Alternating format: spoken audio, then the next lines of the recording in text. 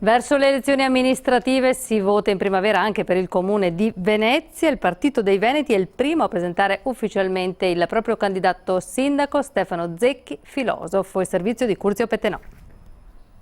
Perché ha deciso di candidarsi a sindaco con il Partito dei Veneti? Perché ho pensato che era giusto impegnarsi per dare un'amministrazione più efficiente a Venezia, perché tanti amici me lo hanno chiesto e perché magari questo era il modo per rompere la mia pigrizia e per vedere di fare qualcosa di buono per questa città. Stefano Zecchi, 74 anni, è veneziano, ma è a Milano che principalmente ha svolto la sua attività di filosofo, scrittore, opinionista.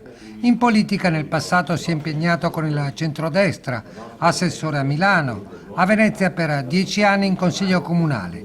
Ora il Partito dei Veneti, che riunisce varie sigle indipendentiste, lo candida a sindaco per la città lagunare. Venezia deve essere una capitale europea e Mestre deve diventare la City di questa capitale europea. Tu come sindaco non puoi essere la figura che assomma ogni cosa. Devi avere una squadra che nei diversi settori ha alte e importanti competenze. Il Partito dei Veneti correrà anche alle elezioni regionali con un proprio candidato presidente, dovrebbe essere l'imprenditore vicentino Brazzale. Noi siamo il sindacato del territorio, il partito che vuole fare l'interesse del Veneto, abbiamo un'idea di Venezia, del Veneto, innovativa rispetto a quella di tutti gli altri, corriamo per vincere sia qui che in regione.